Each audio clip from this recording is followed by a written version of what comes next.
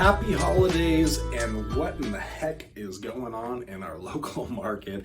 It's Mike Novak from the Novak Real Estate team, part of Real Brokerage, and today I am bringing you our November market report for right here, hyper-local Snohomish County. I'm going to share with you exactly what's happening, going to unpack the data for you, and at the end of it, I'm going to share with you kind of where I think the market could be going and also what this means for you as a buyer or a seller at this very moment. Let's jump right into the data. We always start with sales price. We're at $786,000 as our average sale price for a residential home right here in Snohomish County right now.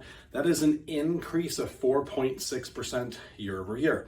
You will notice this number has slowed over the last 8 to 10 months. We started this year with double-digit, massive 20% appreciation. Then it went down to like 14%. Then it went down to 10%, then 7%. Now we're down into the 4s.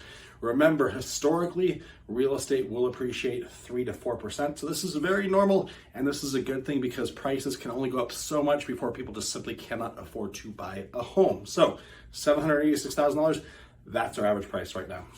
New listings.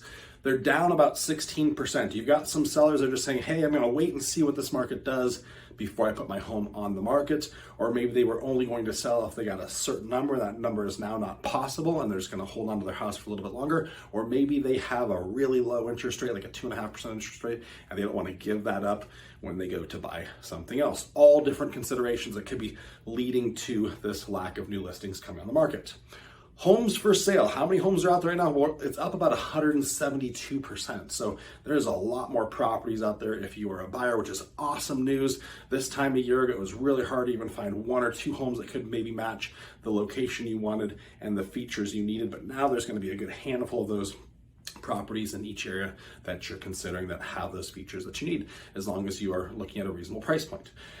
Days on market. How long is it taking to sell a home once it comes on the market? We're at 31 days on the market right now, an increase of 138% year over year. This is a big change. You can't just put your home on the market like you could 1 year ago and expect it to sell in a day or two with multiple offers. You need to price your home at a number that makes sense in the current market. I'm going to talk about that more later. And then be happy with that number if you get somewhere near that target.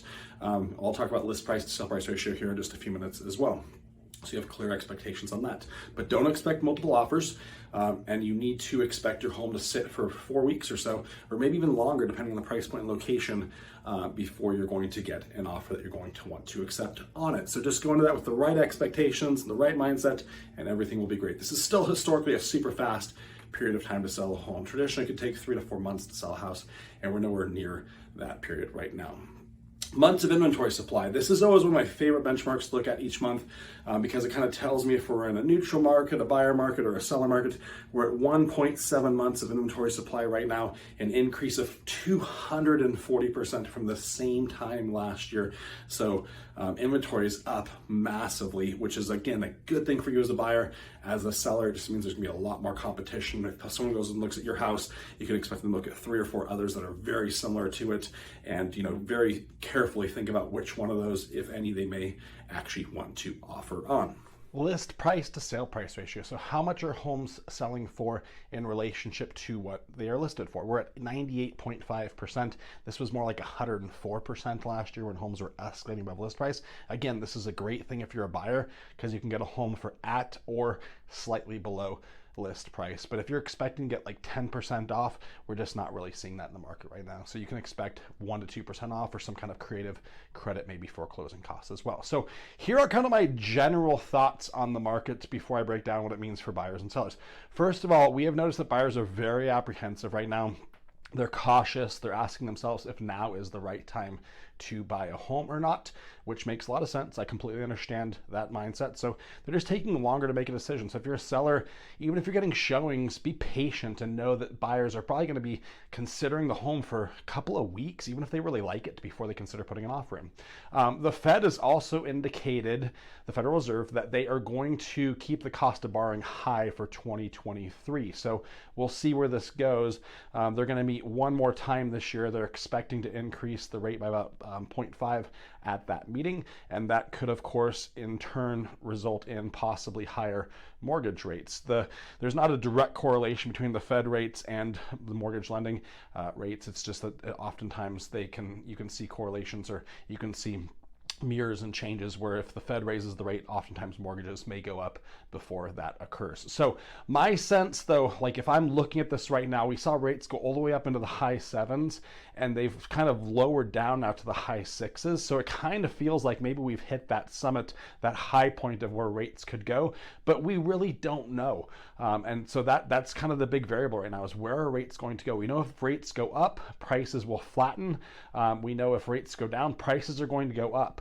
If rates go down into the low 6s or the high 5s, you can expect to see a flurry of buyers re-enter the market and have massive competition again, and probably see price escalations like we saw last year. We don't know if that's going to happen, but if it does happen, you can expect all these buyers that have been on the sidelines, not wanting to make a move, not wanting to buy in this current market, and they're going to all re-enter at the exact same time. And that's going to be messy, and it's going to result in lots of competition on homes. So if you're a buyer, I still recommend looking at the 2-1 buy down, so you can get your rate down into the 4% range, like 4.8, 4.9%, as you're considering your payment for that first year, just because I think rates could go lower over the next 2 years for sure. And it gives you that kind of window of opportunity to refinance over that period of time. Remember, on the 2-1 buy down, the seller has to pay for that. So you want to build that into your offer creatively. Talk to your agent about that, but it's a great deal for you as a buyer, and I love that program.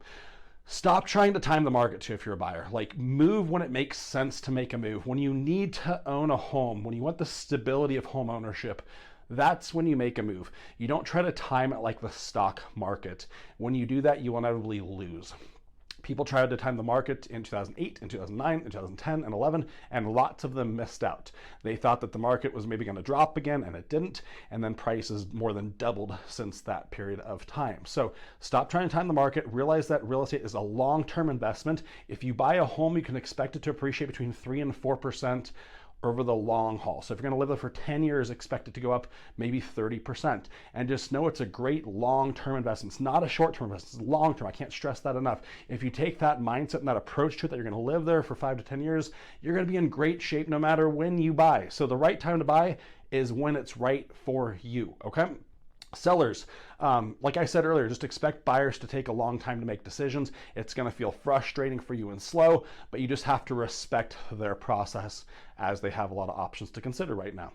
Also expect to contribute towards some sort of rate buy down. That could be that 2-1 buy down I talked about for buyers. You can expect to have to probably contribute between 2 and 2.5% for that program to make buyers, and really to entice them to buy your house, if you will, and be able to have a payment that's going to make sense for them over the next couple of years and give them a chance to refinance. So kind of make sure you're thinking about that as you're figuring out where your home could sell for. Make sure you talk to your agent about that as well.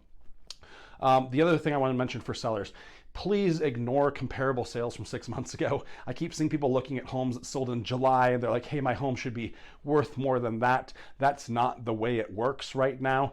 Homes in July that were selling, they were typically getting rates in the 5.2 to 5.5% range. And right now, like I said, it's more like the high 6s, and that has a dramatic impact on buyers' purchase power. So you can throw out those comps from July. They mean nothing right now. You need to look at closed sales that have happened in the last 30 to 60 days, and also look at your competition. What is actively sitting on the market right now, and how long has it been sitting there, and how does that stack up to your house? So those are my tips for you. If you've got questions about this market, reach out to me. I will put my number up on the screen. You can text me. You can also email me, mike@novacteam.com, and I will personally respond to you.